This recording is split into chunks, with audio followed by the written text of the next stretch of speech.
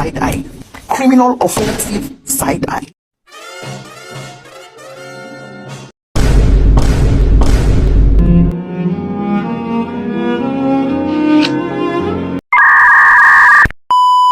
Assalamualaikum warahmatullahi wabarakatuh.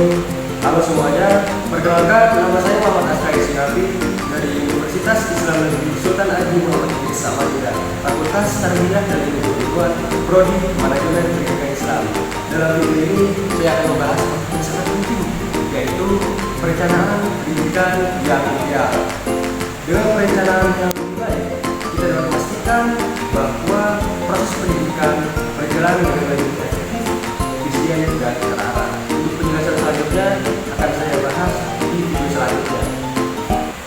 Nah, sekarang saya akan menjelaskan apa sih perencanaan pendidikan itu.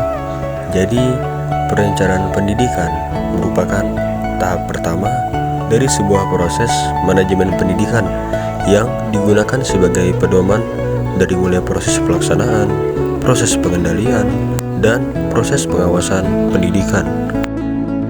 Nah, selanjutnya saya akan menjelaskan perencanaan pendidikan menurut tokoh.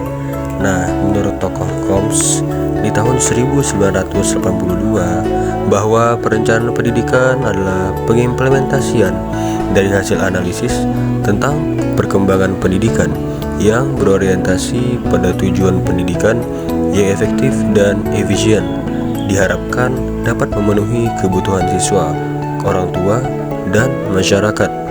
Di mana yang dimaksud dengan efektivitas adalah indikator keberhasilan dari sebuah organisasi dalam mencapai tujuan yang sudah ditetapkan, sedangkan efisiensi adalah yang berkaitan erat dengan kegiatan yang dilaksanakan secara optimal, diantaranya yaitu tenaga, biaya, waktu, dan sarana prasarana. Oke, sekarang saya akan menjelaskan hal yang paling penting, yaitu manfaat dari perencanaan pendidikan.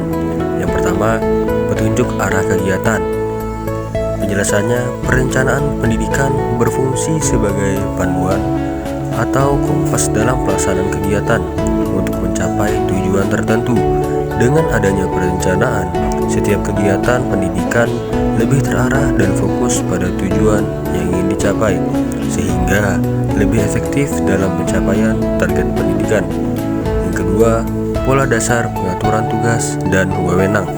Dalam perencanaan pendidikan, tugas dan wewenang setiap unsur dalam lembaga pendidikan dapat diatur dengan jelas.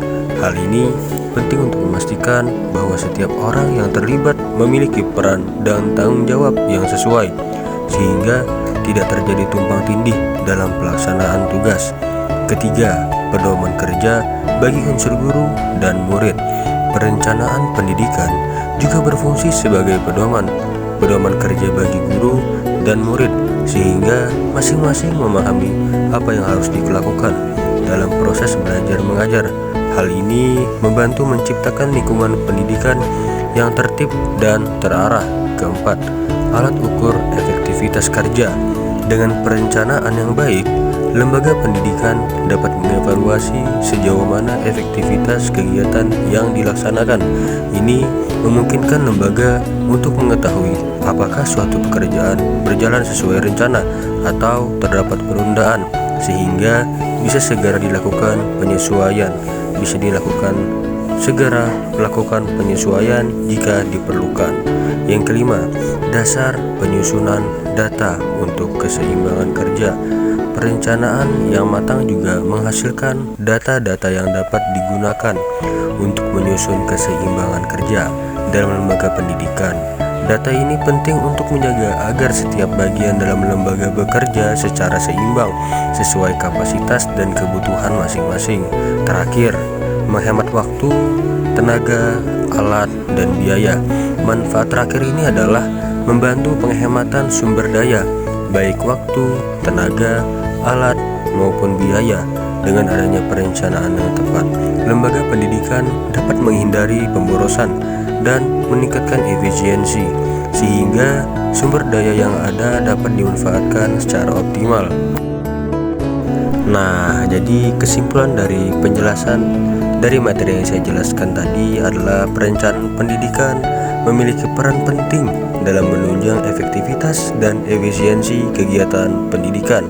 Manfaatnya meliputi penyediaan arah yang jelas dalam pelaksanaan kegiatan untuk mencapai tujuan pendidikan, pengaturan tugas dan wewenang yang terstruktur, serta pedoman kerja bagi guru dan murid. Selain itu, perencanaan berfungsi sebagai alat evaluasi efektivitas, menyediakan data untuk keseimbangan kerja, dan mengoptimalkan penggunaan sumber daya seperti waktu, tenaga, alat, dan biaya. Dengan perencanaan yang baik, lembaga pendidikan dapat bekerja lebih terarah, tertib, dan hemat dalam mencapai tujuan yang telah ditetapkan. Demikianlah manfaat dari perencanaan pendidikan yang ideal.